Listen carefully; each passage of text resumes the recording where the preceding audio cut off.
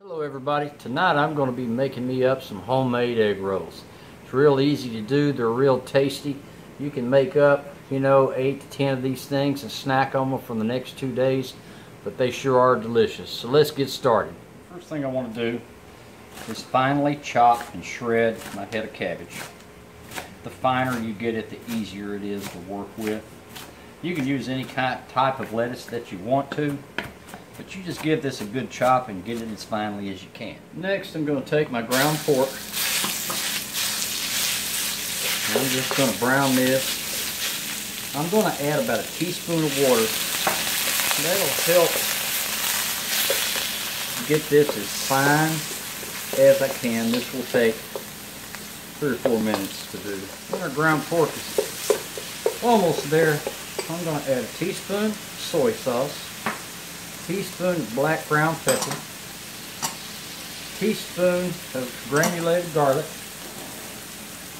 about a teaspoon of chopped up ginger, and some red pepper flakes. This is what I do with my egg rolls to give it just a little heat. A little bit different than what you may be used to, but we'll continue to let this ground pork brown, and then we'll start adding our cabbage. So ground pork pretty much brown. I'm going to add my head of cabbage and shreds of 1 carrot. Now the reason I heat my cabbage is because I want it wilted down as much as possible, and cabbage typically has a lot of moisture, a lot of water in it, and the last thing you want is a soggy egg roll. So we'll let this cook down, and I'll be right back with you. Once your cabbage has wilted, before you take it and strain it, take your spoon and get down in there in the bottom, because all those brown bits from the ground pork, that's just a haven for flavor. Give it a good mix. Then put it in a strainer. What we're going to do here is we want to further extract as much moisture as we can from our cabbage, because like I mentioned earlier, soggy egg rolls are no fun.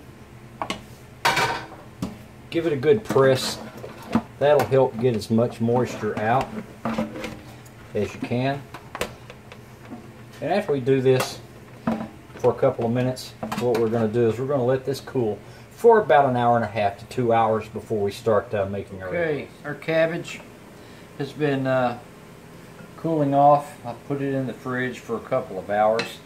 You want to take your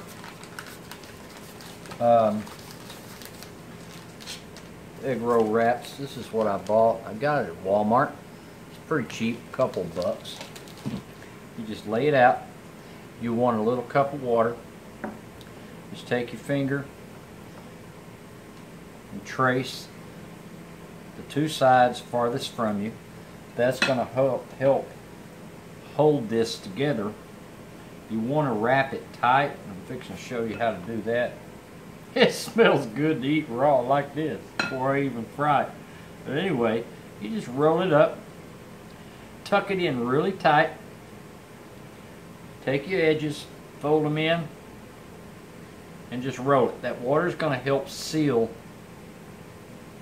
your egg roll. We've got our oil over here coming up to temperature.